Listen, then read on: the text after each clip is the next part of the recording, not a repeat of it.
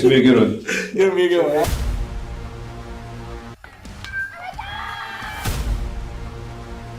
Definitely a different type of process. Cut down or freeze up. Being a coach's son.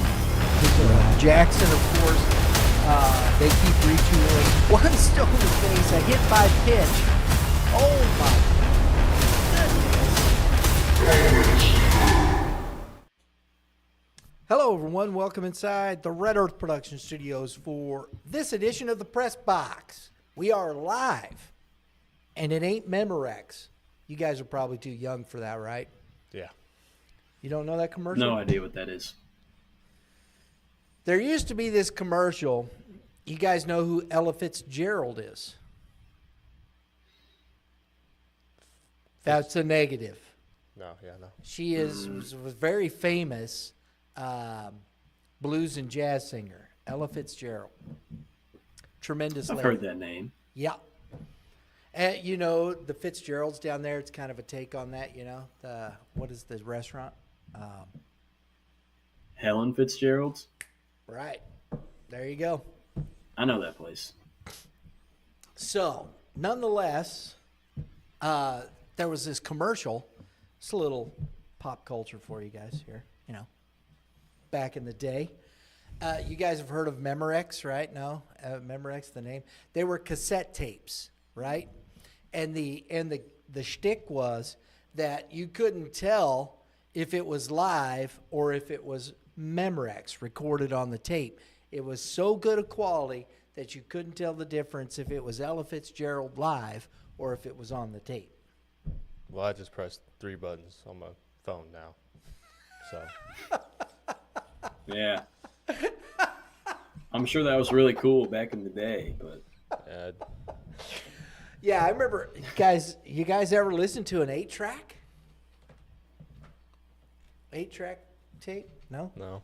I got a vinyl record player. maybe. Vinyl is cool. Yep. Vinyl's cool. We used to listen Nice. to 45s, right? No. You know why they're called LPs, right? No. Okay. See, we're going to do some pop culture here real quick, all right? Hope everybody's up for that. More like a history lesson. No, it's pop culture, bro. Come on, man. Honestly. This is because it's music. You know, the 45s, was just the one single, right? Yeah. Well, an LP was a long play. Oh. That's what it was, because multiple songs, so it was a long play. And that's where vinyl records, the big ones, you had the 33 and a third. Huh? What's an EP? EP is, I forget. Is it an exclusive press? No, maybe, but I don't think so. It's like, I can't remember what an EP is, but a long play, that's what it was. Vinyl was a long play, and you had the 45s. So that's what it was. That was pop culture back in the day. Then you had the cassettes. Guys, I remember when the first CD players came out for cars. It was skipping like crazy, man. You didn't go very fast because it was bumping and skipping. Thought somebody was doing a little, DJ work on there. That's what he thought. But there you go. Yeah. You guys are killing me, man. I'm a little too young, man. I mean, I do have like some CDs that I play in my car sometimes, like some exclusive CDs, but everything's new technology age, you know? You don't have any CDs still, Joe? Nothing? I'm sure I do. I couldn't say there's not a load of dust on them, though. Like, don't get a whole lot of use. When was the last time you used anything but your phone for that kind of thing, guys? For music, Yeah. I use a record player, but A record player. Okay, that's cool. probably nothing. I probably use my phone for all of my music. Yeah. Joe? Yeah, Same. ever since Apple CarPlay, haven't really done anything else. But I listen to the radio a couple times. Like, if my phone's dead, I'll be on the radio. It's just, I'm sorry, it's not as good. Like, you can't pick what you want. You can't skip. Can't skip. Yeah, you got a lot of freedom, a lot of royalties using your phone for music. Yeah. Yeah. So if you do listen to the radio, what station do you listen to? I don't think I could name one. Is that right? Yeah. No kidding. No? Here, I got you. I'll help you out. 93.7 The Bowl. The Bull. He's a country guy. That sounds familiar to me. Yeah, he's a I country remember when guy. I was young and I would like in elementary school, my mom would take me to school and like you'd hear like the talk shows and they'd do like the pranks. That was pretty fun Oh, when yeah. I was young. That's the shock jocks and all that in the morning drive. There's still some of that. But the Bull. You like country music best? Is that what it is, Joe? I do. Okay. All right. Who's your favorite artist? Luke Combs. Luke Combs. Busted out the comb. So what about you? What you bumping and grinding or what? I got a mix of everything, Yeah. I got a lot of mix. I got the old stuff, little Bob Dylan, little David Bowie. Got the new stuff, got the country stuff. Wow. I'm an open book, Went backwards in time. Yeah. Look at that. Yeah, I would imagine I would enjoy that. I don't listen to a lot of country music. I listen to some. It just depends on what it is. It's not just my favorite genre. I like rhythm and blues, jazz, doesn't matter. I like classical music. I'll put on classical music and listen to that. Played it in high school. I was a band nerd too. I was in band Sports till band, heck yeah, dude. I was in band about till 7th grade, and then I realized, you got to take your instrument home And work. and practice. And I was Yes. like, yeah, I'm not about all that. See, I still play. So, Really? absolutely. I mean, I like band music. Like during basketball and football games, it's not as fun in warm-ups if you don't got a band. That's You know right. what I'm saying? That's right. Got to have the band. It's the atmosphere about it. That's right. So, you get a little bit, and I like hip hop too. I like West Coast hip hop more than any of it, personally. Now that's an old school type frame. I don't know if they even do that anymore, if they separate it, right? Kind of, yeah. Kind of, maybe. Mm-hmm. What? Little rock and roll. How do you guys like? You ever heard of the band Mute Math? Nope. No. Wow. Darren King, drummer. I mean, I might have sir. heard a song or two on like shuffle play. Shuffle play. Yeah. So that's what I always thought was interesting. Like you said, you gotta make sure you hit the skip button. I grew up listening to the entire album. You put the needle down on the record and you listen to the whole album. You let it marinate through the whole process. That's like old progressive rock, right? You let it marinate through. David Bowie did some of that. Not Yeah, as and much, that's the thing with music is that there's storytelling in it. right. Like some new stuff might not have as much storytelling, but like some albums have stories. They tell a story. They fade into the next track and stuff like that. So. And that's why I think country, is so popular because I think it does more storytelling than a lot of different genres, especially when you got your chicken sitting on a tractor, or it's sexy or something like that. I'm mixing it up. I know I am. Oh yeah, this is a music podcast now. So Yeah. Yeah, we do a little bit of everything. I like it. A little pop culture mixed in, and whatnot. Are you guys? the most comprehensive, right? Exactly. Because everybody's listening to music when you go out, working out, the guys got the headphones on or the buds in, getting ready for the ball game. So when you were playing ball, what music did you listen to? So usually like for basketball, I'd usually listen to my own music, and it would kind of just depend on my day. But for like football, we'd all be in the weight room or the locker room or whatever. And before we went out, we would always play Dreams and Nightmares by Meek Mill. And that was kind of like our song, that got us all By hyped who? up. By Meek Mill. I don't know that. Yeah, he's new. It's just rap. Newer-ish. Yeah, he's been around a while. But Okay. whenever the Philadelphia Eagles, not last year whenever they won it, but the year before, or the last year they won it, I can't remember what year that It was last year. Well, I know they won last year, but their last Super Bowl with with yeah, Nick Foles. Nick Foles, yeah. That was like their song. Okay. That got them hyped up. So we kind of adopted that too, and we would listen to that literally before every game. It'd be the last song, and we'd all walk out. So There you go. that's got a special spot in my heart there. There you go. All right. Joe, what was you listening to, man? Yeah, well, Getting ready for the game. I gotta agree with Evan first. I think if you played football from you played high school football, I mean, honestly, any level from 2018 to the present, you got that dreams and nightmares. Like that thing, it'll get you going. It was good. And my first 2 years was really nice too. I know we were walking out to get killed, but we were still walking out and getting pumped. So that was awesome. Getting pummeled, but hey, we had fun doing it, man. We did. We walked out thinking we were the best team in the league, and that's all that matters, honestly. Before I would pitch, though, I would have to get a little bit more, I feel dialed in personally, because, sophomore year, me walking out onto a varsity football field, I knew I was just going to sit there and spectate. I wasn't having to actually lock in. When I would pitch, though, I'm a big fan of the rap, I would say.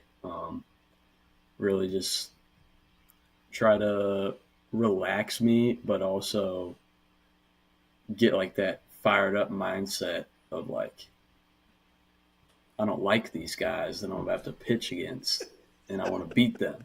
So he was listening to gangster rap. Yeah. So if you see me in a 6'4", tuck your pistol, Yeah. right? oh, Kind of like that. okay. See, you didn't think I knew all that stuff, right? Old guy like myself. But I do. Yeah. You Well, were you said around, West around Coast when the rap. good stuff was. Yeah, West Coast rap. I remember when they were shooting each other, too. Yeah. Yeah, that was quite the war. Anywho, so we'll get back to it. But, hey, you know what? It's always fun to, just get to know people and whatnot, people watching. We want to thank everybody for watching. Coming on the Press Box, we're going to talk baseball now. But it's always fun. I like that. Movies. Maybe we'll catch up with some movies. Yeah, we'll do this every week. We'll have a different topic we open with. There we go. I like that. I like that. You guys got to bring it, that though, too. next week. I did the music this week. Got to bring one All next right. week. We'll cook something up. All right. It's a little pop culture. No tomato cans on the wall, though. Mm-hmm. You guys get that reference? No. Evan? Andy Warhol, man. No. That was even before my time, so, Anywho, let's do this. Thanks for tuning in, folks. If you like what we're doing, hit the like button. Please share it out with your friends. We love that. Subscribe and hit the dinger, because what does that do for you? Send your notifications. He knows what he's talking about. Thank you, Evan. And to my right, Evan Schenck, our YBM insider from the G.A.C. North, joining us tonight. Appreciate it, buddy. No problem. And from the YBM Studio South, we'll just call it that, right? I like that. I like it, too. We got Joe Hartke covering the M.C.C. for us. Joe, how you doing, buddy? I'm great. How about yourself? Glad you're feeling healthy. Mm-hmm. Nip and tuck. That's what happens when you go to Mexico and come back, man. It's rough. I brought something back with me, but I'm all good now, thankfully. So it's been we missed a week last week because we were in Blue Springs. Had a great conversation with three coaches there. Head coach at Blue Springs, Coach Tim McElliott. We were sat down with Jay Meyer, head coach at Lee Summit West, and Kirk Bragg, the head coach at Liberty High School there on the Kansas City side, not Winsville, Kansas City. And always enjoy that. When we go over there, we like to do a podcast, sit down, get a feel for what the coaches are, what's happening on that side of the state, and it's a lot of fun. Enjoy those conversations. Then watched a ball game. Blue Springs beat Lee Summit West on that game. It was a lot of fun watching that. Got to see some good ball players and enjoyed that. Came back for the G.A.C, our first G.A.C game of the week. Did you guys tune in? Did you see that one? I missed that one. Yeah. West and Howell. That was a dandy. Howell came back and beat him. Scored, I think, 4 runs in that 7th inning. Beat him 5-3. And then West turns around the next day and goes to Howell and just Yeah. gave him a beat down. Had 2 touchdowns. Exactly. It was a football score. It was, man.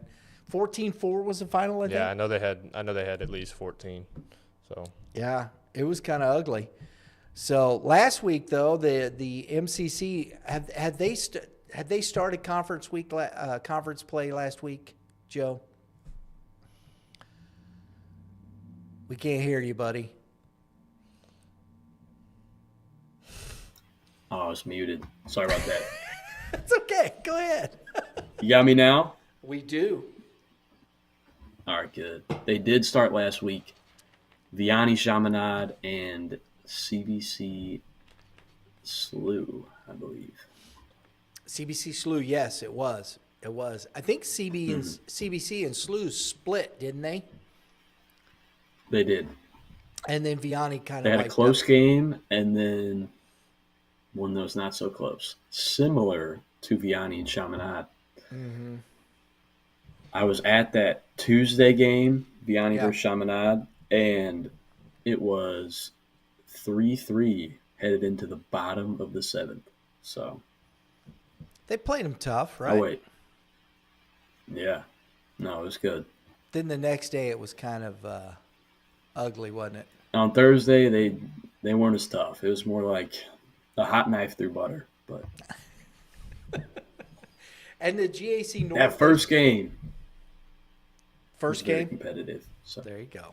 G.A.C. North started last week, right? You Yep. got out and saw some stuff. yeah, we had 1 split and then 2 sweeps.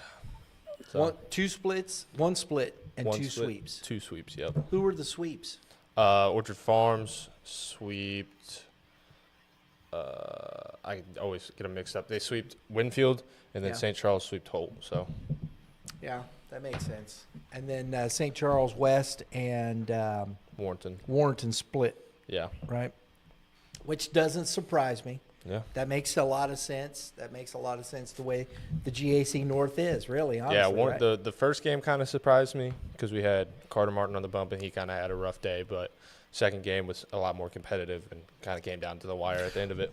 What's funny about this one, I thought, was with the Warrenton West game, the 2 aces got beat. Yeah. Martin got beat and Gehring got beat. Yeah. So I thought that was what was interesting. Hmm. They both kind of seemed to have an off day. Like I went to the second one that was at home, and like Goring, he started off a little rough, couldn't find the zone, and then actually first at bat of the game, hit Austin Hawes in the head. Did he really? Yeah, right in the side of the helmet. Luckily, he plays football, so he's taken those hits before.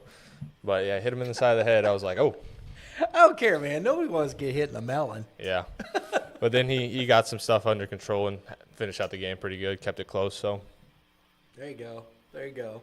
Well, we got a lot more to talk about here with the G.A.C. and the M.C.C., but we're going to start.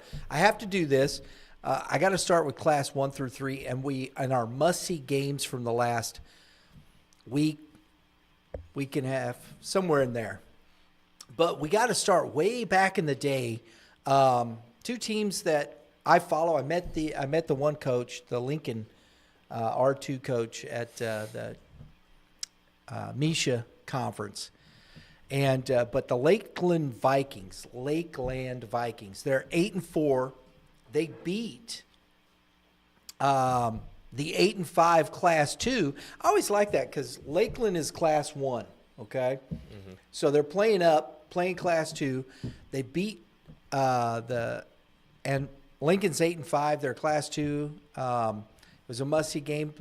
Logan Morgan, pitcher for Lakeland, went 5 innings, 3 hits, 4 base on balls, 7 Ks.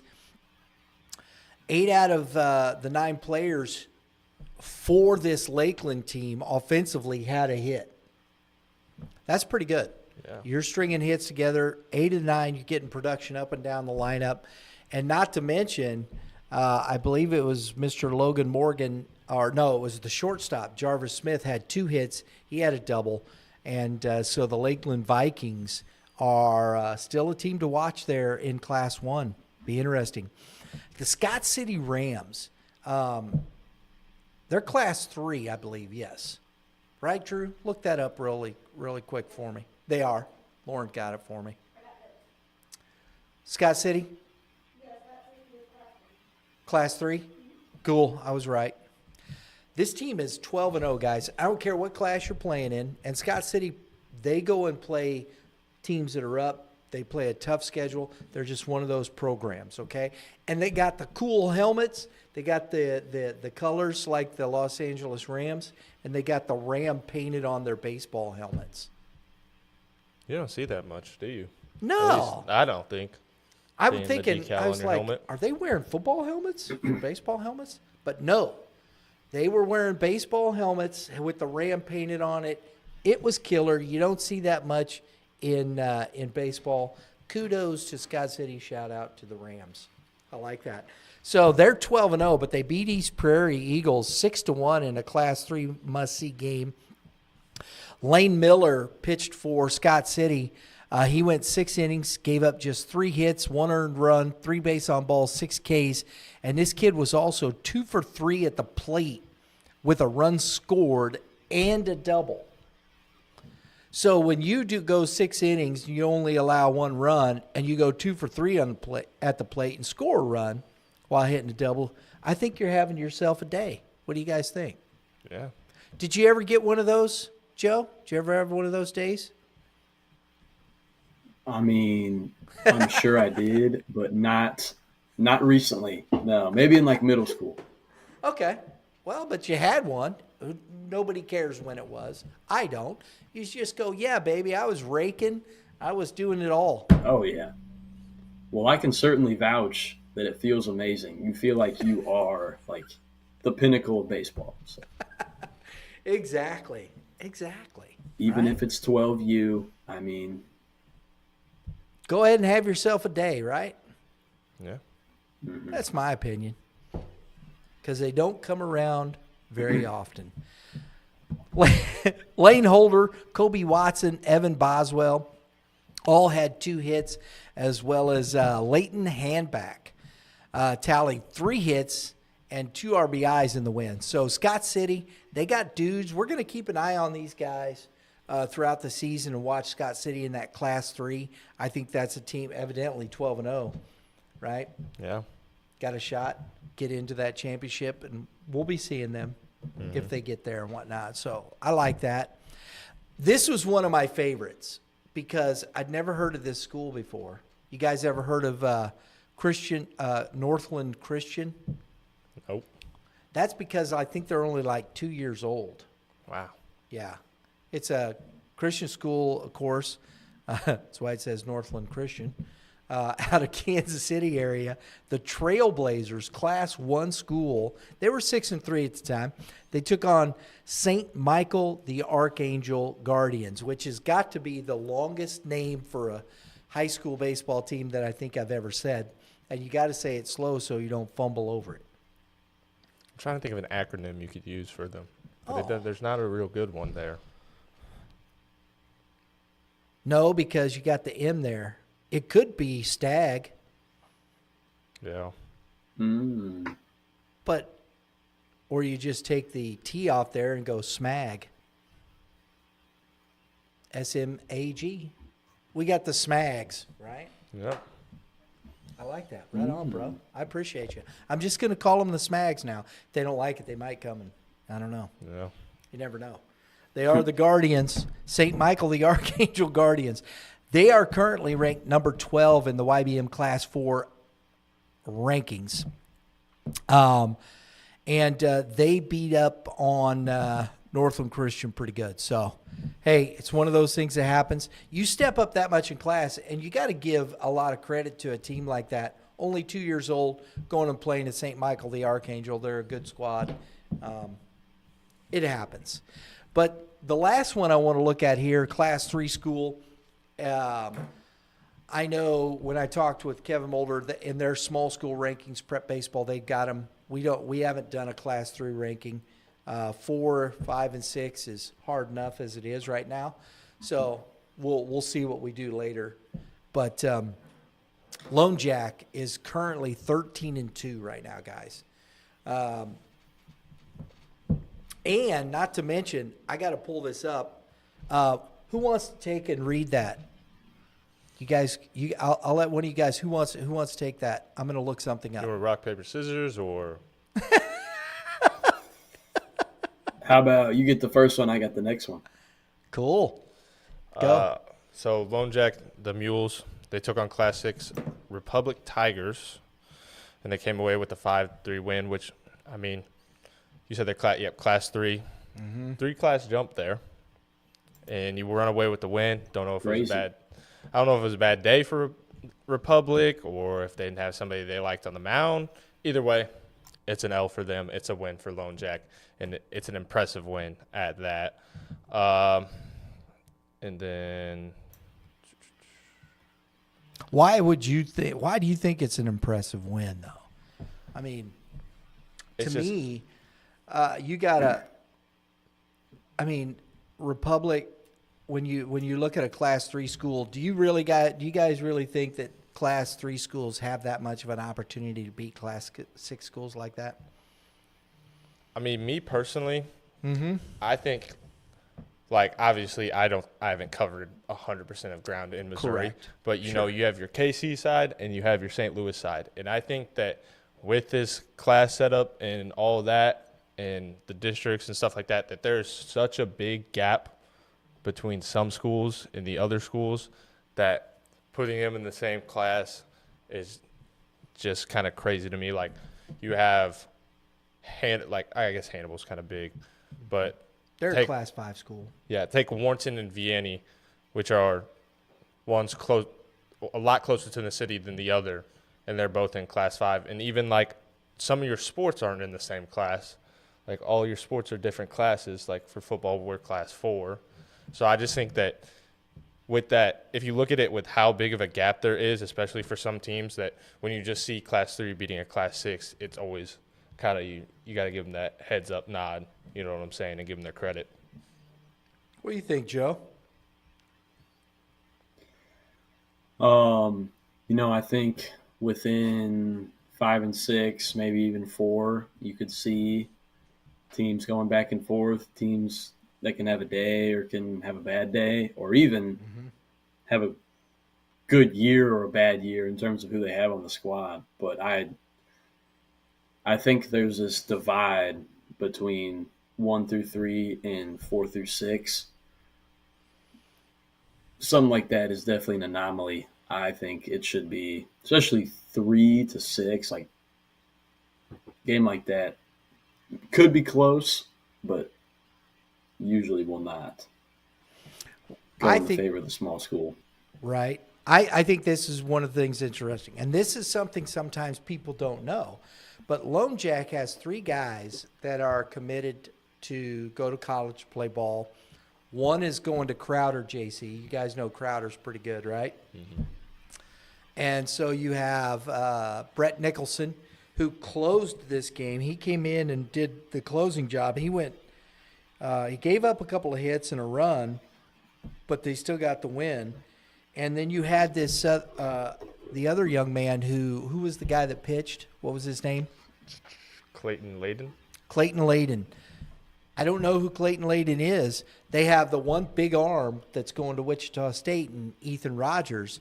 And then they have their catcher, Landon Danuser, who's going to North Central Missouri Junior College. So you got 3 guys, though, that are going to the next level with a Class 3 school. But here's the thing. This is what is impressive to me, beating Republic. You didn't have your Wichita State guy on the mound. Yeah. Right? Mm-hmm. So that shows you that Wow. Lone Jack is more than just that. They have some dudes.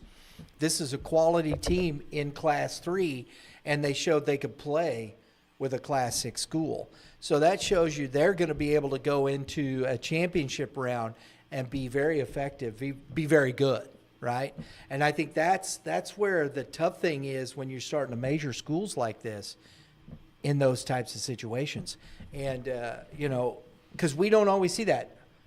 We're sitting here. You didn't know they had those 3 guys, right? Yeah, no. Joe, right? Didn't know. And that's the thing. Mm-mm.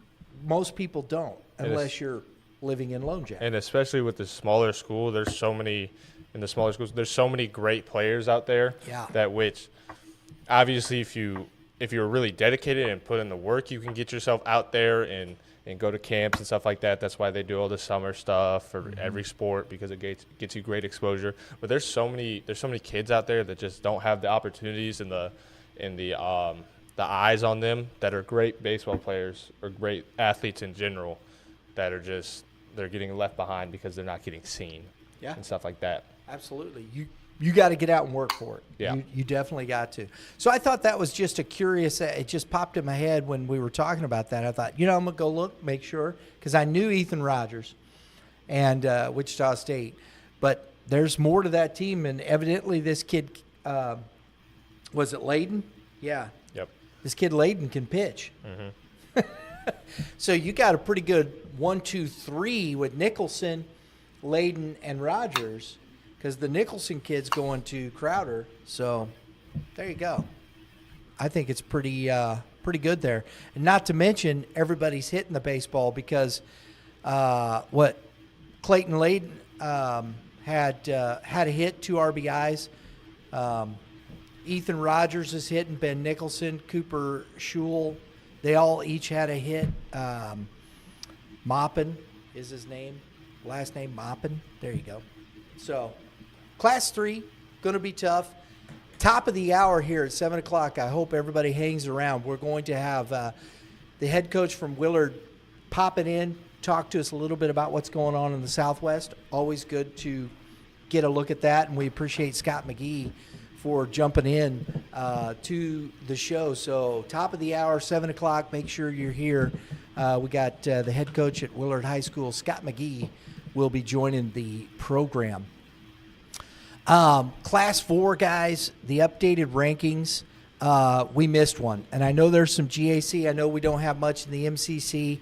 And Class 4 is a little tougher. I know you guys don't see as much because there just isn't that many Class 4 schools in the St. Louis area but the G.A.C., the St. Charles, it's more in the surrounding area than actually in the metro county, right? Mm-hmm. So there's one I missed. So shout out to the Chillicothe Hornets, who have jumped into our rankings at the number 7 spot. And for their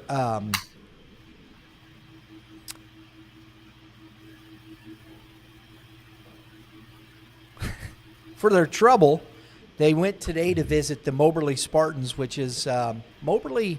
What do we got them at? Number 3, Drew? They're up there at the top. I think they're number 3 in the Class 4 rankings. Yes, they are. They are 11-2 and currently in the top of the 7th, ahead of the Chillicothe Hornets 4-0. So you had an 11-1 team, an 11-2 team, 2 top 10 teams in Class 4 going at it. Moberly at home coming out on top. Mitchell Bruce looks like he's pitching a complete game. Mitchell Bruce, 88 pitches. This guy, this team is loaded. Mitchell Bruce, 6 2/3 right now. 3 hits, 1 base on balls, and 8 strikeouts, guys. Shutout. Looking to go complete game. So we'll keep an eye on this one. I think that's impressive. Cade Baum, a double in this game. Look at this, man. We're going live. This is live. It's all live, bro. I love it. Right off Game Changer. Boom. Oh, I shouldn't say that. Maybe we shouldn't. Maybe it's royalties and all that stuff. Yeah. Okay, I don't know. We're looking at our phones. Right? We're just looking at our phones. I'm looking at my phone and getting scores so people can deduce what they want. Here's another big one. Forsyth, 4-2 over Aurora. We're getting some scores here.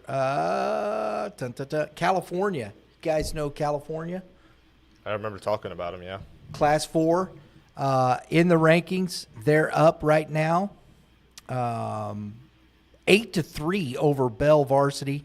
That's a Class, I think, 1 school. Mexico is putting a beat down on North Callaway. North Callaway is a small, I believe, Class 2 school. They were undefeated, and it looks like Mexico is giving them the workover. Whew. Yeah, they are. That's 15-2 now over North Callaway. Oh, wow. Previously unbeaten. It looks like they're going to go beaten today. The Oran Varsity Eagles, again, the juggernaut at Class 1, last year's state champion. Didn't we talk? We talked about them, didn't we? Yeah, we talked about them last episode. Last episode. And just the history of that. They're up 10-1 over Meadow Heights, crushing everybody. Here's an update for you. Wait a minute. We're going to get there. Smithville, Class 5 school, 11-5 up over Platte County. That's a big one on that side of the state, guys. Lindbergh is putting it on Kirkwood, fellas. 13-2. 13-2. And let's see. Ooh. Now, folks, we were looking at this earlier, and we were watching. CBC jumped out to a 5-0 lead. But, Joe, are you seeing Got it on my phone right now, man. So where are we at in the game right now, Joe? Bottom 6. We're in the heart of the order. Guy on 3rd, but we got 2 outs. But it's 8-7 Vianney. Vianney, the good guys are up. But we are headed into the top of the 7th. I'd like to get another run here. That's just me. We got to stay a little unbiased. No? Yeah, you're right. I'll stay unbiased. Here. That's hilarious.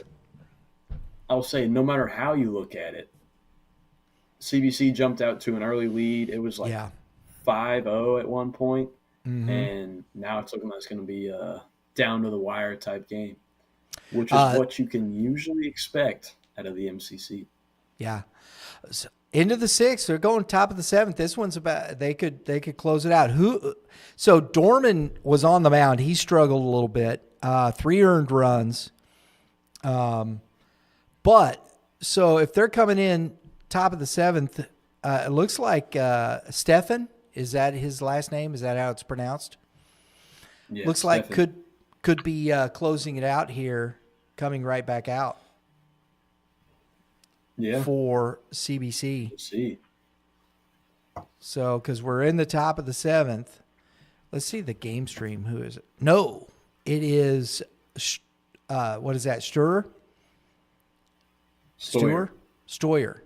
is coming out to pitch. Stoyer. Yeah. And Nathan, right? There we Nathan go. Stoyer? Is that correct? Nick.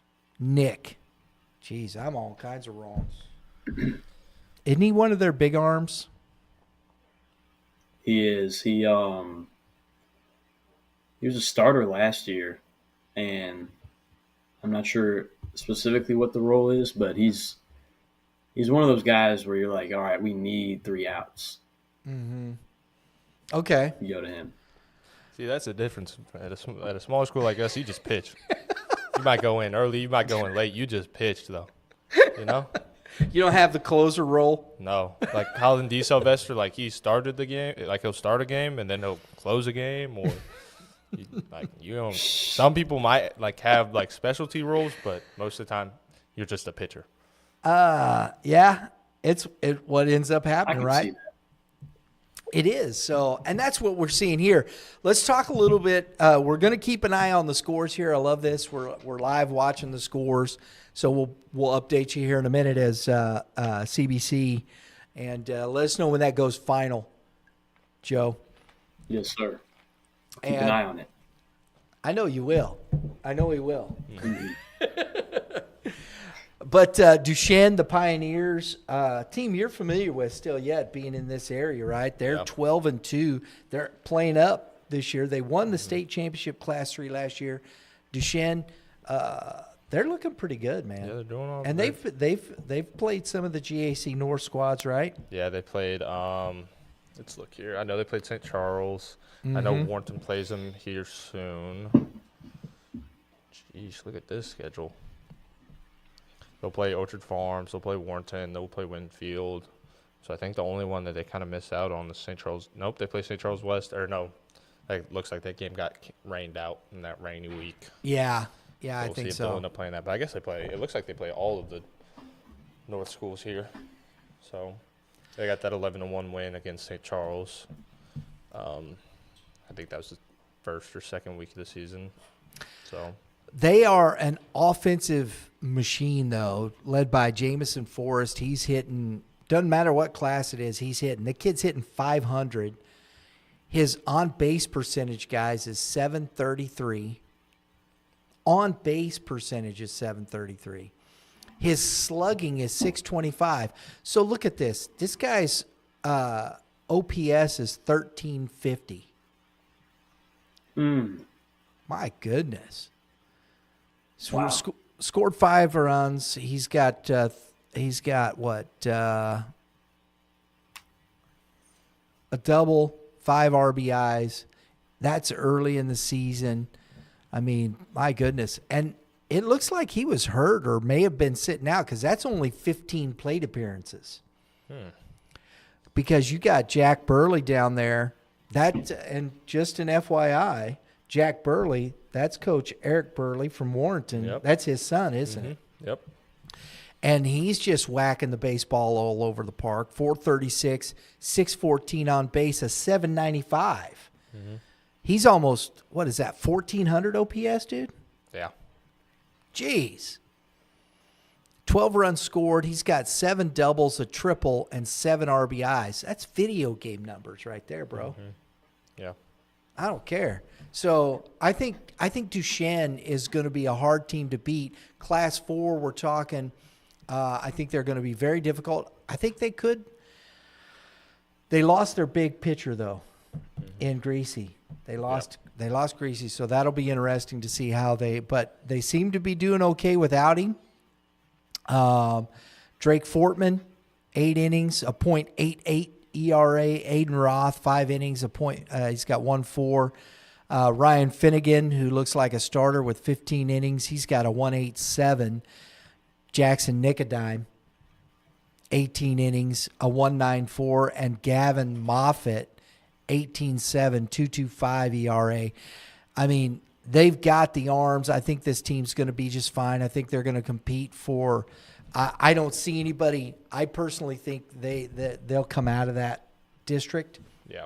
I think they got a shot to go back and work for a Class 4 title. Yeah. It'd be interesting. Yeah, it's definitely nice to see that they're adding a little more to the fire in Class 4 coming up here and just stirring things up early. So Absolutely, man. So Duchesne, we have a new number 1 at Class 4, guys, and that is. Thank you, Drew. Summit Christian Eagles 12-1. I'm hoping. I shot a text out to head coach John Gage. I'm hoping to get him on the show on the press box so we can chat him up a bit, get to know a little bit more, because Summit Christian is in that Kansas City area, and this is just a heck of a good team. They're beating all comers. They got the one loss. I'm trying to remember who that was against. I looked earlier and I did not write it down, and that's usually what happens, guys, when you don't write stuff down. But I know I've got it right here, so I can go look right there. They're in District 14 along with St. Michael the Archangel. There's the other thing, too. You got St. Michael the Archangel that's, I think I got, where are they at, Drew? Keep going. They're number 12. So you've got the number 1 team, according to YBM, and the number 12 team in the same district. That's pretty ugly. That gets difficult. Oh, we just went black with he's off the grid. With Joe. We went dark. He went dark. So they lost to Marshfield, Class 5. They're ranked in the top. And so, he must have went off. Oh, there it is. We lost him. I don't know. We're talking about how I'm doing the senior assassin now. Maybe somebody shot him. Yeah, You think maybe it his was? assassin's running up on him. Did he not have his floaties on? Thought he was safe in his own home. Oh my mercy! So, boom, there it is. I like that. Class 4, Summit Christian there. Like I said, Stratford is new into the rankings at number 20. They're 10-4. They're in the Mid-Lake Conference. Head coach Brett Powell. So we got a new number 20, a new number 1, a new number 20 in Class 4. It'll be really interesting to watch that. And so we'll move to Class 5 as we've got we're going to have Coach McGee coming up here real quick, and we'll finish this segment, Class 5 segment, with the number 2 team in the state behind St. John Vianney, who looks like it's going to get a win here. We're watching. We're going to have to pick this up for Joe here because we lost him, and I'm not quite sure what happened there. Oh, he's back. Oh, there he is. I'm back. He's like, what happened to Joe? Sorry about that. Yeah. That's okay. I'm all good. Class 5. We're in Class 5 right now because we're leading up Here we go. to having Coach McGee on the show. As you can see, I flip-flopped that. Hey, Vianney was undefeated. It looks like they're 2 out. They're 1 out away from staying undefeated with a big win against that's disconcerting. CBC. Drew, I can't see my deal. You got it over on our side here, buddy. I'm sorry. Thank you. Against CBC.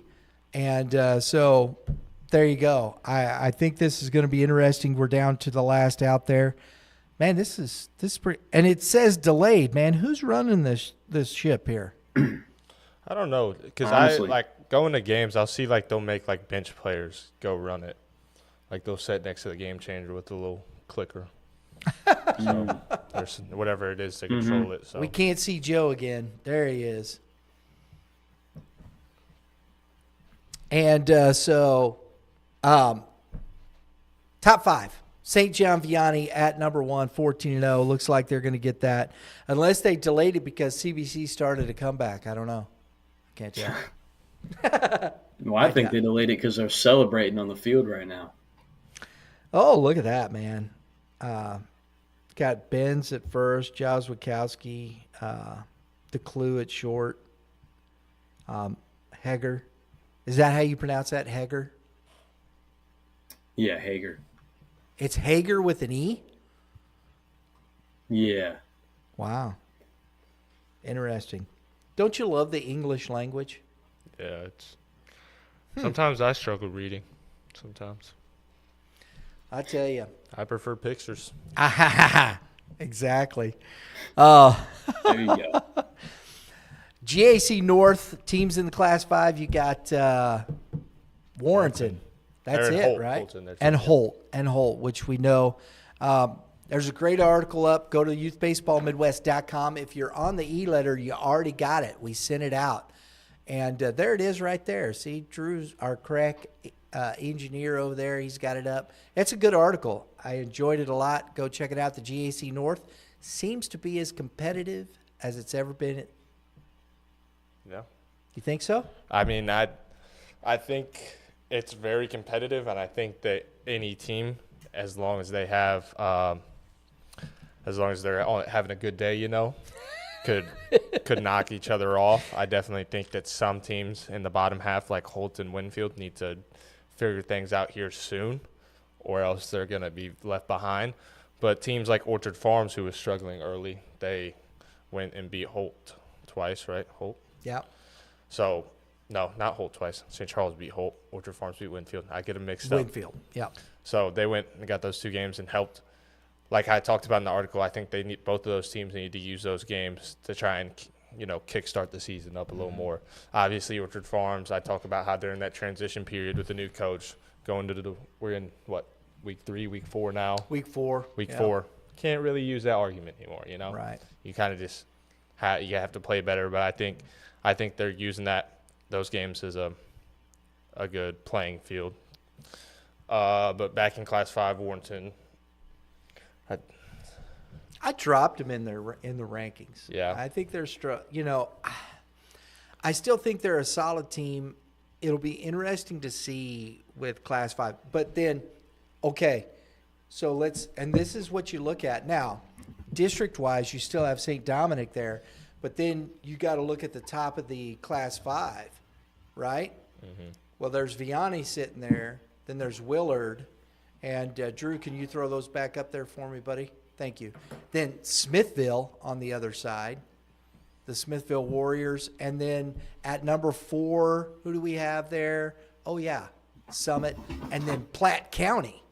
So and Union is there as well. Mm-hmm. Is Warrenton a team that can compete with those schools? Yeah, and I love my guys, but it's like this year being around the program and in the school, knowing how much production they lost, losing Ben Peth and I think I had said 5 all conference guys. It's been, you got to fill those spots, and I think they filled them well. But the arms, it's the biggest thing with the arms right now. You got Carter Martin, who's their number 1. He's playing well.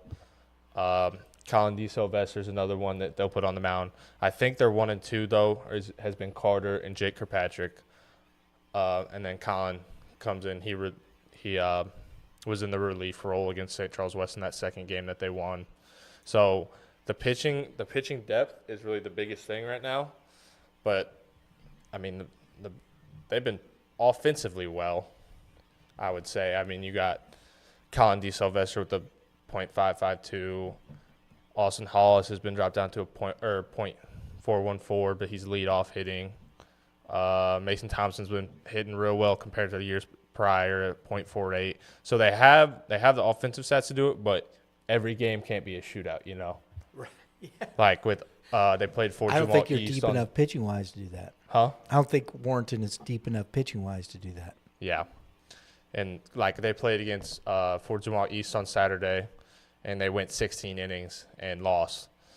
And you got Quentin Myers, who that was his first outing. Let me pull it up on Game Changer. I know the Game Changer is a little wrong sometimes, but whenever I looked, there was a lot of pitches but thrown. see, and I wish I could find total pitches thrown. Yeah, well, you're looking that up, but this comes to the same thing. You're talking about districts. There's St. Dominic there at number 7, who's in that same district. Yeah. And like I said, there's Union, all those. Now, Joe, on the other side, we know Chaminade is not in this picture. They're young, they're talented, they're competing, right? But Vianney at number 1,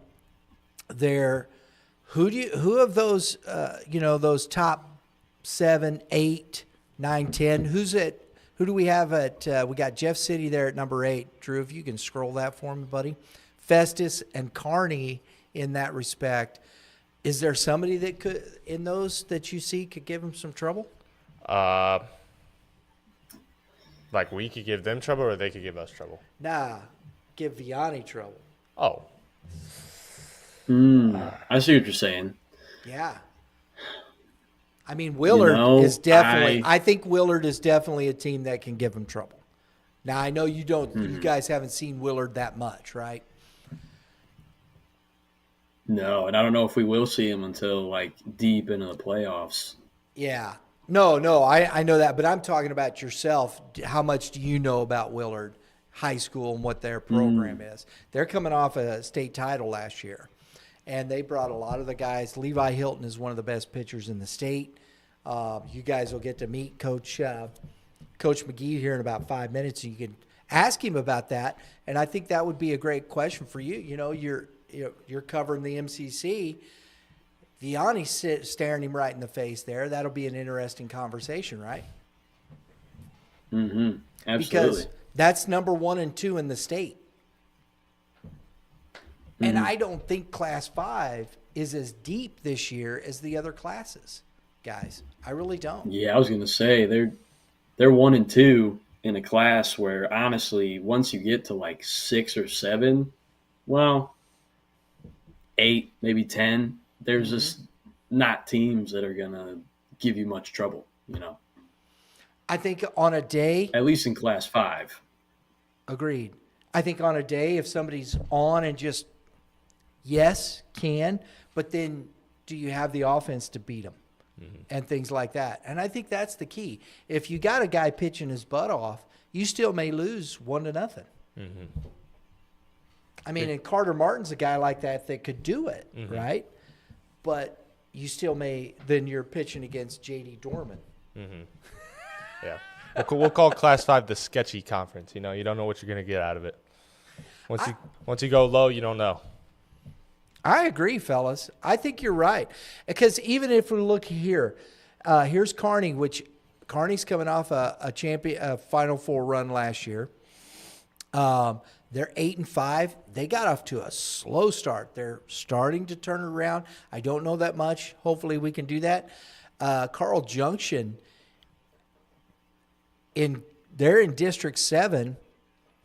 It kind of flip-flopped. This is kind of where I expected Webb City to be. But Webb City's on the other end of it.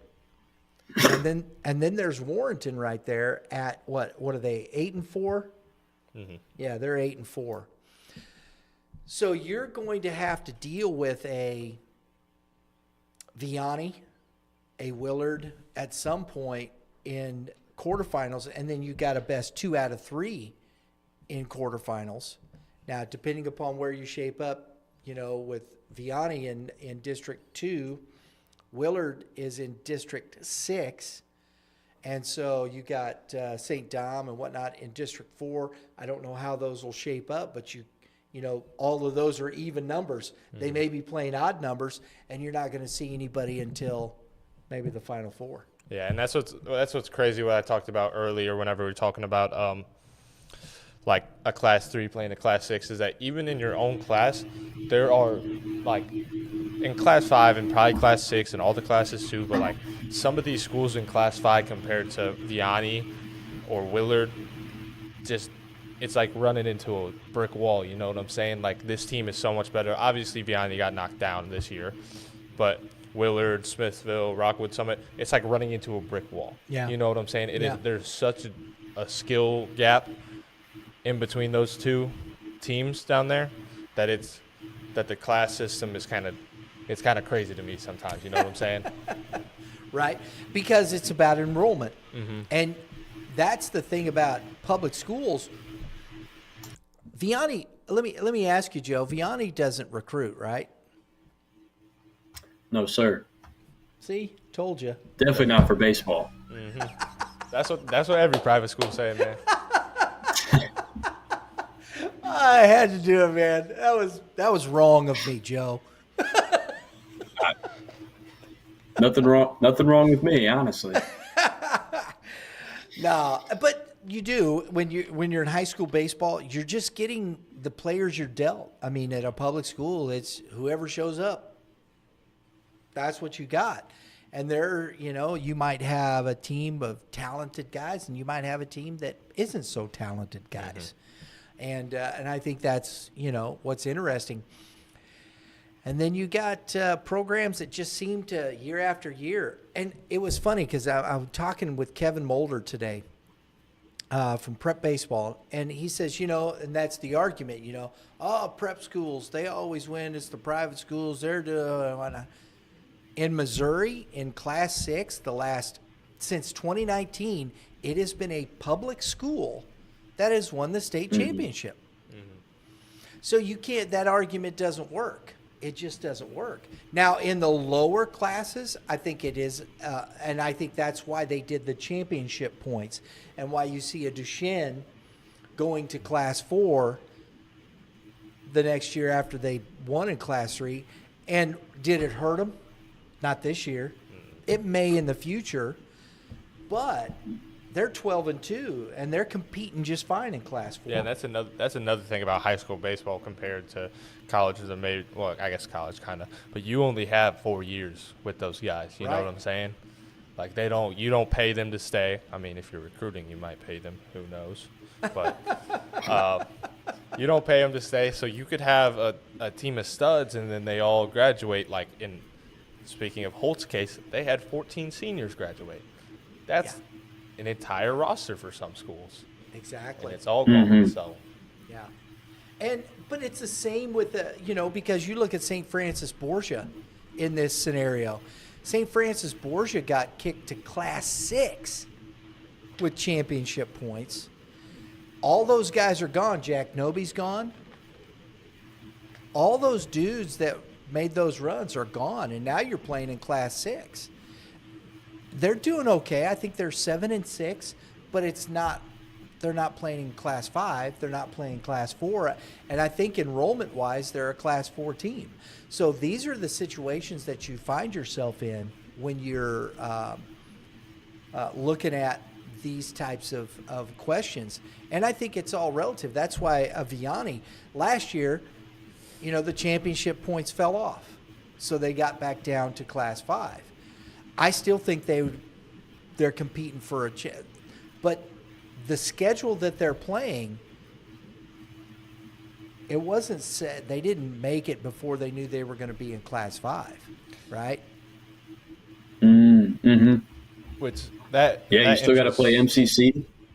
Right. That interests me because through district-wise and district points, you get more points for playing a class ahead or less for playing a class below. At least No, for it's football. all just a matter of championships with, as far as I know, with baseball. If you win For a baseball. district, For like football, if you like beat a class 6 a certain amount of points, and then you'll get more district points, stuff like that. And like you get like district points for like strength of schedule, who's in your district, stuff like that. is that go to them when you're going to seeding? Is that what it is? Yeah. So like the Yeah. person with like the number 1 seed will have the most district points. Hey, we want to welcome into the show, joining us from Willard, Missouri, the head coach of the Willard Tigers, Scott McGee. Coach, thanks for joining us on the press box here. Thanks for having me on. Absolutely. Introduce you to my guys here. These young men are working with us. There are YBM insiders. Joe Hartke there on the screen. He goes to Vianney High School and is covering the M.C.C. for us. And you'll definitely want to talk to him. You got that. So they just came back and beat CBC tonight to go to 15-0. So it's Oh, yeah. I think us and them are 1 and 2 in the state right now. So it's good. Yes, indeed. I agree for sure. 100%. And to my right, I've got Evan Schenck. He goes to Warrenton High School, covers the G.A.C. North for us. So we're working hard, man, over here trying to cover as much baseball as possible. And love always having Coach McGee on the show. Coach, how's it going down there? You guys have been playing some good baseball. I had a couple losses here recently. Talk to us a little bit about it. Yeah, we did. We're not as deep. We had talked about that this winter. We had a big win over Nixa on Tuesday. They've got a few Division I guys. We took a no-hitter into the 7th. We were able to throw our number 1 in that one. Our number 2, Brighton Towers, battled some shoulder fatigue, and so he did not throw this past week, and so that kind of hurt us. He probably would have started on both Monday and Saturday, which were our 2 losses. So Columbia Rockbridge got us Saturday. They're a really good offensive ball club, and we didn't get a great start on the mound and kind of fell behind and just couldn't come back. And then Monday we lost in extra innings to Ozarks. So, so we're 11-2 right now and playing good baseball. And, I think down here, Nixa started out on fire. We started out on fire. You've seen some other schools kind of come up here lately. Marshfield just had a big win tonight over Glendale. So Marshfield, who didn't start off real hot, has now beat Nixa and Glendale in the last 2 weeks. So it's been some good baseball down here, and there's just a lot of parity. Absolutely. Joe, you got a question for Coach? Let me try to think. Kind of going off the top here. Coach, if you had to play Vianney this week, how do you think it would go? I think we get your number 1, you get ours. I think if you looked at it at this day, it would be a great game. I think that Vianney, if you look at their record, who they've played, their win over CBC tonight, I think they would be a slight favorite. Just to be honest with you, I'm looking forward to seeing them play a little bit more here over the next few weeks. we'll kind of see how it works out. I think their top end talent is really impressive. I'll be interested to see as we get deeper into the season. And depth matters. This quarterfinal round thing is going to be really cool. The best of three, so depth is going to matter. And then honestly, we would play Vianney in state semis. So as you said, number ones, both teams will have their number one going in that game. That game would be down in Ozark, which we're way more familiar with than Vianney is. So some of that might even it up. The guy that's our number one right now started in the state championship game a year ago. And so he would have a little bit more big game experience. But I would say Vianney would be a slight favorite if we played each other this week. I think that's a fair assessment. I mean, they've been playing some really good baseball, but again, you change venues, you change the dynamics of things, and it becomes a different ball game. It really does. They're playing at home against a very good CBC team, and CBC is young. They're hitting the ball well. But Vianney has figured out, in my opinion, how to win some ball games. I think that was their biggest struggle last year. They played, I don't know how many close games, and you're just like, guys, how are you not getting these wins? You got the talent there, but it isn't always about talent, is it, Coach? No, it's not. It felt like, just from kind of following Vianney at a distance last year, offensively, they just made too many mistakes. Striking out with guys in scoring position less than 2 outs. Way too many lazy fly ball outs. Sometimes guys who are really talented, I've said this before I've had a few Division I hitters in my time, and it's like once you know you can hit home runs, some guys, that's all they try to do. I say, hey, Steph Curry, once he started shooting 30-footers, he was still driving to the basket. He was still getting his free throws.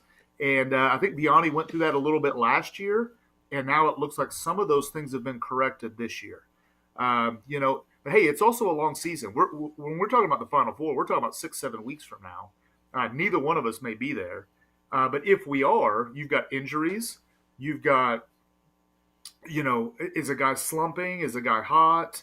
Are they used to facing that type of pitching? There's going to be a bunch of factors there, that would do it. I didn't feel like Vianney had played a super challenging schedule until this past week. And then getting the win tonight over CBC, that's kind of a statement win in my mind. To get a win over a program like that. Mason does a great job at CBC. I know Vianney CBC, that's like Willard Nixa up there. Like, it's a huge rivalry. And so if Vianney beats CBC, you know there was nobody overlooking that game. That was the game in St. Louis today.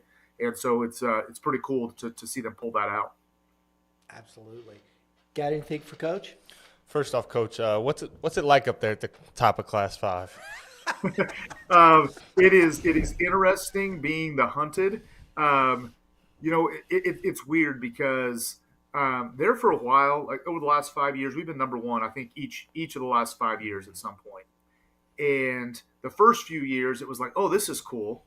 And now it's almost like if we just win a game by less than we should have, everyone's wanting to know what's going on.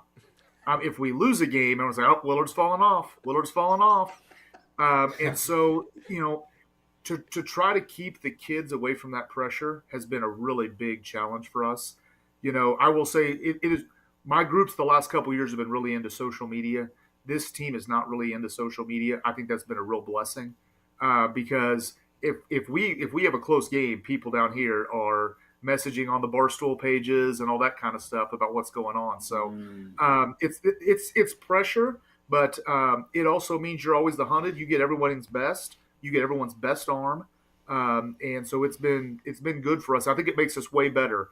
It's just that sometimes you do wish these guys could be high school kids a little bit, because it does feel like, if you strike out with the bases loaded and 2 outs, everyone in Southwest Missouri knows about it, and that's an unfortunate thing. Yeah, that's the thing with baseball is you put a lot of more pressure on yourself rather than a team sport like basketball or football. I mean, in basketball you could miss a tying shot, football you can miss a block, but it's definitely crazy for a high school kid to go through, especially if you're a young freshman, sophomore playing up, having to deal with that. So. Absolutely. The other hard part about both basketball and football, I feel like the best team pretty much always wins. And in baseball, I mean, you look at some of these scores. I mean, the White Sox can sweep the Yankees in a series. I mean, it's just the way that baseball is. It's the nature of the sport. So for like Vianney to be 15-0, and they're riding high, you also wonder when they lose, and they're not going to go undefeated because nobody goes undefeated. When you lose a game, how do you respond to that? You've seen that before, where a team, I've had a team like that before that all of a sudden they lose a game and they feel mortal for the first time all year, and they don't respond real well. It's a huge loss of confidence. And so, the ebbs and flow of a season, when you play 36 games in a basically a 9-week season, one loss can become 4 really quick, and that's something that you have to really fight against. Wow. Absolutely. Coach, you got, when you were talking about Marshfield, I agree, because we had Marshfield up early, and you're right, they did not get off to a great start, but they are putting together some nice wins. That'll be interesting to watch. It really will. The other one that it's up in our neck of the woods, but I know you pay attention to these things, but the Union Wildcats are quietly playing some really good baseball this year. We knew they returned 2 good arms. Mm-hmm. They lost their best offensive player, and they weren't a great offensive team a year ago. Their offense has really been good this year. Now I will say they're in a district with Jeff City, Jeff City was 12-23 last year, and they are just on fire this year. I mean, they are playing outstanding baseball. Obviously led by Jordan Martin, who's going to Arkansas, but the catcher's hitting it a ton.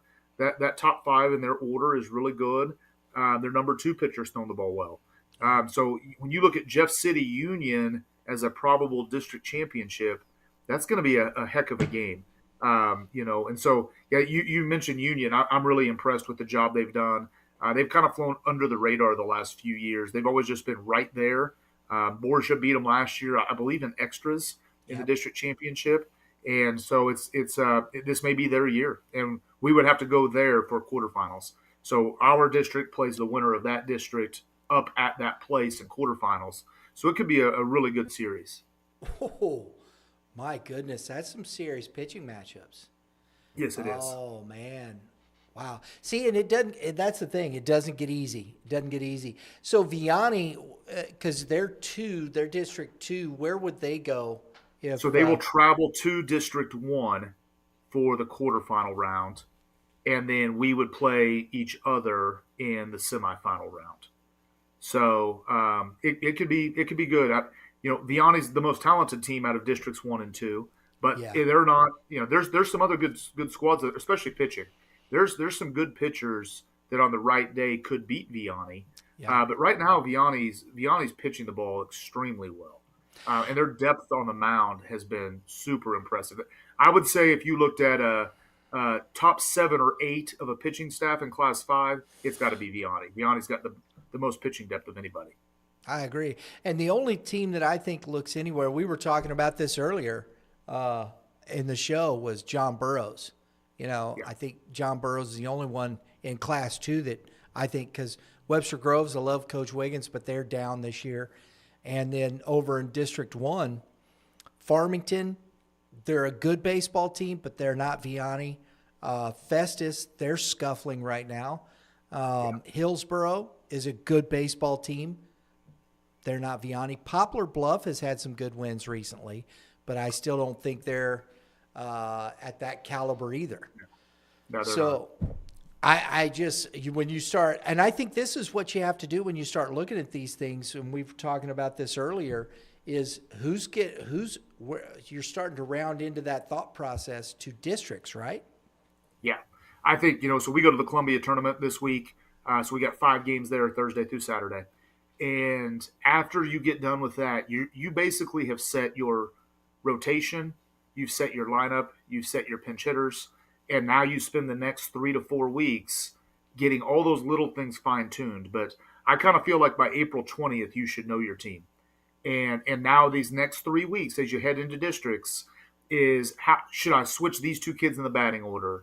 Should I give this kid an extra inning on the mound? But your squad by April 20th.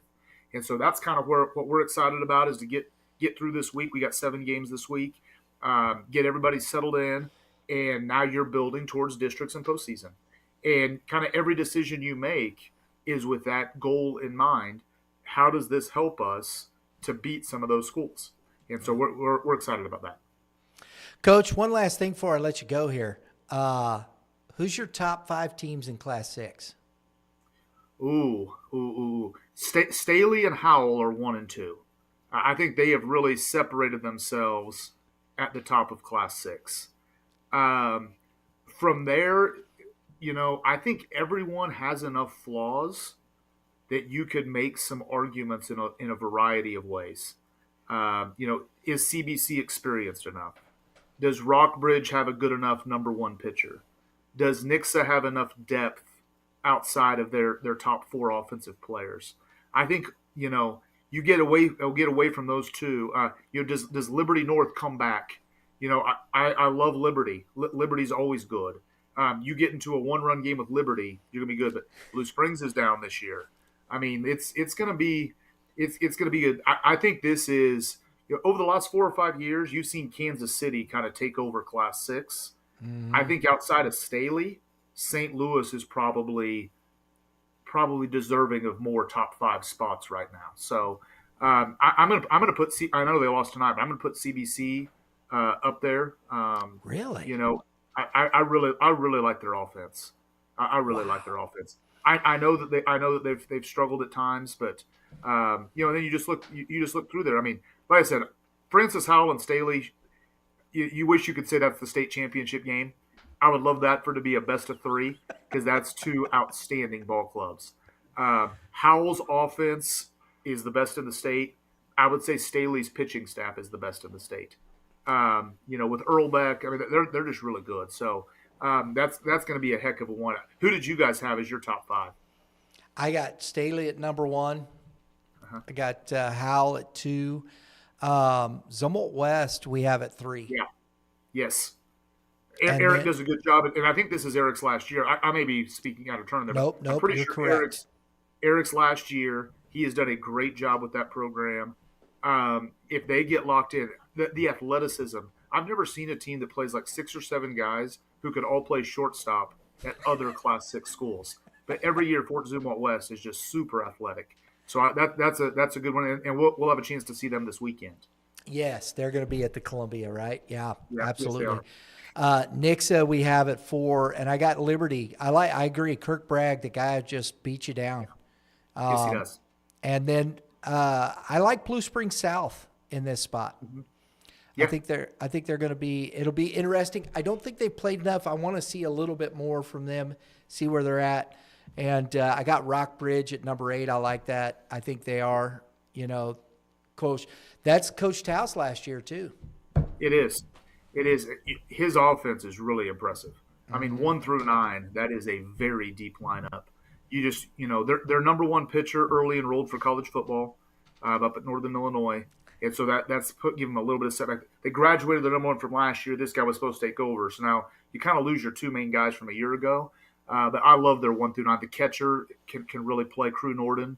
Yeah. He hits in the 5 hole for them and is a good offensive player. And I saw you just put Eureka up there. Eureka's another school that I think is right there. It, could be in that 3, 4, 5 range as well. They got the arms, and we saw Jackson Joggers with our St. Louis Suburban Game of the Week pitch against Lafayette, and that kid is good. His fastball is real, and that when he's throwing the slider for a strike, it's tough to hit that kid. It really is. So I like Eureka there. I think they're going to be tough. We'll see what gives. There's a lot here. I think Class 6 is going to be interesting. That's why I wanted to get your take on it and see what you had to say. Well, I've been kind of on the Kansas City kick the last 3 or 4 years, but I do think St. Louis has maybe passed them this year. When you look at depth of the top 10, I think I would put, if you took the 10 best St. Louis schools and the 10 best Kansas City schools, I think St. Louis is better this year. And I don't know that I would have said that the last couple. So, and of course that would include Vianney being in Class 5. And you've also got schools like St. Dominic has done a good job. There's the depth in St. Louis is better this year for whatever reason. You guys are up there and closer. You guys would know more, but it's impressive. This reminds me of the 2013, 14, 15, 16 time period where St. Louis was just cleaning house in the Final Four in Class 6, Class 5, and Class 4. Yeah, I agree. There's some. I agree with you wholeheartedly. You can't sleep on St. Dominic. I don't think. Yeah, that's going to be. We have them up at number 7 in our Class 5 rankings. I think they're a solid team. I'm hoping to get out. I haven't seen them play yet, but we followed what I've been talking to some of the kids. I know some of the kids that play over there, so it's always good. But Coach, always good, man. I appreciate you doing this. Thanks for having me on. Yeah, Absolutely. Thanks for having me on. And I wanted these guys to experience this, to get to listen. This is one of the guys that you go to in the state when you want to talk baseball. This is the dude. I appreciate it. We're not looking ahead too much, but if it's us and Vianney in semis, you're gonna have to bring Joe down, and we're gonna have to have a little podcast for the game. Could be pretty fun. Maybe some of our guys can get on there and talk. Joe can get on there and talk. It'll be fun. So absolutely, I love that. We can do some interviews too. Be great. Exactly, Coach. Thanks again. We'll talk to you soon. I'll see you. That is head coach of the Willard Tigers, Scott McGee. Great, right? He can drop you some knowledge right there, man. Class 6, guys. I'm going to let you. You got. He was saying about CBC. He's thinking top 5. What do you think, Joe? I think CBC is really good. I think they got some good pitching combined with some younger, like flashy guys. Like I know today in that game, GT Taylor, 2027, I believe, 2 for 3 last time I checked with like 3 runs scored. So a lot of contributions from those guys offensively. Mm-hmm. I'm not sure about top 5 in Class 6, but I do think they're definitely up there. They're a good ball club. We got them at 16. We'll see as they continue to grow. I think they could be a top 10. And then we have the junior Billikens. Is it just Billiken or Billikens? I believe Billikens. Billikens. Well, I forgot the S, so sorry, Coach. But we got them at 17. They're 9-2-1. I don't know. I'm still. I think 17 is right. It'll be interesting to see. Where do you see the Billikens here, Joe? Well, obviously you look at the record, and you'd be like, man, why are they not higher? I mean, 9-2-1. Last time I checked, that's solid. But you do have to consider strength of schedule. And while they did have that 1-1 split matchup with CBC, which I know we just talked about as a good team, you do want to kind of wait and see, hold your water about bumping them up too much, because we got to see them in some more very legit games. And I think when they play Vianney, that'll be good to see where they're at, where they could be. I agree. That could be interesting. I still think SLU's very young. That's a young team.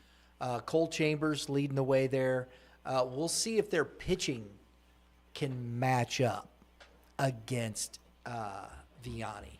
That's the biggest thing, and that's what Coach McGee alluded to, was just the pitching depth.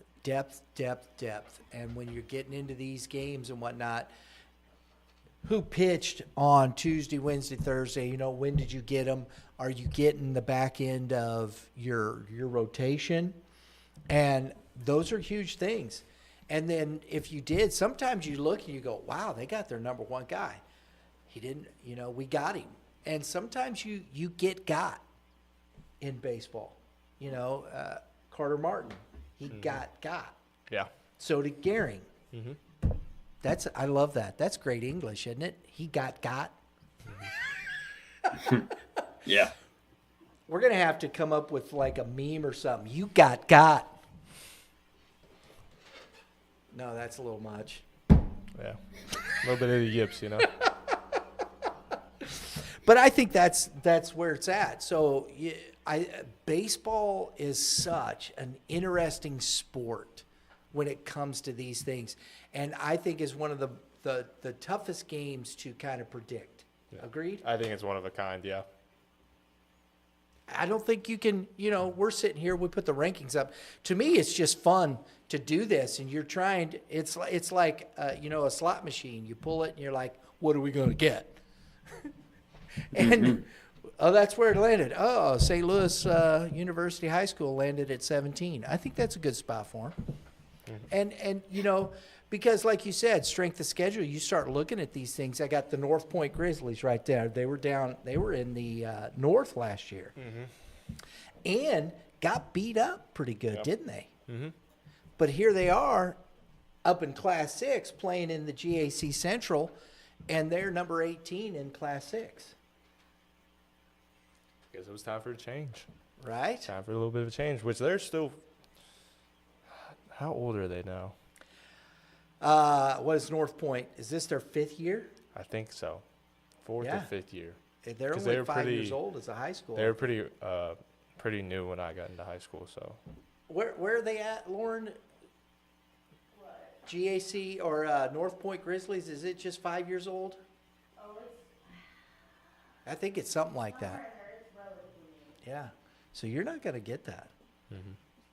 I think it's very interesting. That's just what I'm saying. But, heck, I think we're running out of time here. I'm looking to see. I got caught up in all that stuff. Big winners, Staley #1. The Ozark Tigers, don't sleep on them. As Coach said, down there in the COC, they got back into the they had a terrible start, but they are 12-4, the Ozark Tigers down there. Joe, your last words. What do you got from the M.C.C, buddy? We covered a lot of the teams that are doing good or doing okay. I would like to talk very briefly about DeSmet. Do it. So I think they're a good ball club. Going into the season, I actually was pretty excited to see some of those guys play, like Charlie Wortham, Braden Wakula on the mound, Michael Schmidt. And Michael Schmidt is having a good season, but my main takeaway from looking at the stats, they're having a lot of errors. So I was scrolling through the pitching stats and doing a bit of, let's say, number crunching. They have 22 unearned runs. In how many games have they played? 9? Oh, my gosh. 8? I think that is – I'm no baseball coach, but I'm pretty sure that's where we're looking in terms of why maybe a talented team isn't quite starting the season how they wanted to.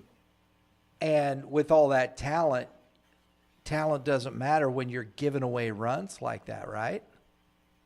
Absolutely. I mean, Coach McGee just said talent doesn't mean a whole lot if you can't put it all together. Exactly. Oh, my gosh. That's the stat of the night right there, bro. I love that. Stat of the night. I just noticed it, and I was like, man. See, this is how we're doing. Folks, you're watching Pressbox here. This is our 3rd show. I'm working. We got my staff here. We're just kind of working stuff out here like this. I put together a basic draft of our script and what we want to talk about. But I love that. We got to bring some stats of the night, see if we can one-up each other, right? That's a great one. I love that. See, Joe's writing the show right there, just off the top. It's good stuff. Mm-hmm. What do you got? For this upcoming week? Yeah. Well, we got the G.A.C. North Classic at CarSheild. Oh, see. We'll be there. Shameless plug. We'll be there. Shameless plug. Bring it back. Oh, boy. We haven't had now one. Now he's doing them. We haven't had one this week. No, we haven't, right? Oh. Yeah. He did it. I love that. Go ahead, bro. You guys are working it nice. Bringing it. I love that. Bringing the sauce to the show. Yep. So that starts off with Warrenton versus Holt at 2. Mm-hmm. Winfield versus St. Charles at I don't know the game time. That's on that. 4:30. 4:30. Uh-huh. And then it closes off the night with Orchard Farms versus St. Charles West. I think that's the nightcap. That'll be a very good game. Yeah. I'm looking forward to that one. Yep. That's the nightcap. That'll be interesting to watch. Mm-hmm. I like that. I like the way they did that. So, yeah, G.A.C. classic. This week, we got some great stuff. Start off in Washington. We're going to be down at Washington tomorrow night or tomorrow afternoon, I guess, right? Yeah. For the Washington Blue Jays hosting the Fort Zumwalt East Lions in our G.A.C. Game of the Week. Classic on Wednesday. We're down in Oakville if the rain doesn't start. We're down in Oakville for Parkway Central for our St. Louis Suburban Conference Game of the Week. May 8th, we'll be over, I think it's May 8th. May 2nd, we're going to be back over at Kirkwood for the St. Louis Suburban Conference. I love that little redo. I'm taking a bit of some time in between there. Got to say it. Congrats to my son and his fiancee. They're getting married in 2 weeks from this past Saturday. So very pumped up, getting ready for that. Wow, congrats. Yeah, man. We're gonna go have some fun, relax a bit in the middle of the season. Normally we'd just be trudging right on through, but we're gonna take a little break and celebrate and have some fun. Well, I'm sure the Game Changer will be going. Oh yeah, It'll be going. exactly. You got to keep up, right? Mm-hmm. Got to keep up. Or else it passes you on by. I'm here to tell you, fellas, it does in a heartbeat. Guys, good show. Enjoyed that. Good stuff. Dropping knowledge. Had a great guest. I love that. Fist bump. Do it. And so appreciate everybody joining us here. Again, if you like it, hit the like button down there. Like is good. Helps the algorithm. All that kind of stuff. Please subscribe. If you want to support Youth Baseball Midwest and what we do, please subscribe. And then hit the dinger because it gets you what? Notifications. That's the best part of it. Notifications for upcoming episodes. You get to listen to these two fine young men chat about baseball. And that's what we do around here. We chat. Next week we're gonna bring some more pop culture. Yep. I love that. Mm-hmm. Spice it up a bit, right? Mm-hmm. No, keep it cool. Keep it clean. Yep. Right? Keep it clean. No bodacious, right? Mm-hmm. Right. There we go. That's it. But I'm cool with what, let's find a subject and let's have that. I love that stuff personally. I do because, it's cool. Music, I'm a music guy. Movies, I quote movies pretty much all the time. Yeah, sure do. Yeah, it's like what's the best baseball quote ever from a baseball movie? What do you got? From a movie's kind of tough. I mean, I could quote like Babe Ruth about striking out. Ah, that's good. I like that. But we're talking more. Forgot what he said exactly though. But mine, you guys have seen Bull Durham, right? Mm-hmm. You have? Never seen Bull Durham? Kevin Costner? Mm-mm. Oh. No. Kevin Costner's out to the mound. Now, Tim Robbins is the pitcher. His name's Nuke Lelouch. He's out there and he's giving him whatnot, and he's trying hold the ball like an egg. It's like an egg, and he says, "And would you quit trying to strike everybody out?" He said, "It's fascist. Throw some ground balls. They're more democratic." One of the best baseball lines in a movie ever, baby. And with that, we'll sign off. We appreciate it. Everybody have a great day in the Lord. All you pitchers, give the pitchers some advice. You were a pitcher. What would you do? Oh, this is good because you asked me a couple of weeks ago, and I kind of didn't say anything too insightful. But I want to give a shout out to my father because every single time before the game when I was about to pitch, I was usually a starter, so I would know, thankfully. He would say, focus on the next pitch. No matter what. No matter what. Focus on the next pitch. Got some stuff from Dad. I love that. Hitters? I don't know I'll be as knowledgeable as Joe, but if you're a hitter and you're struggling, golf is the same season. So I like might that be something one. in the swing, That's good. but you could be a great golfer. We will see you all next time.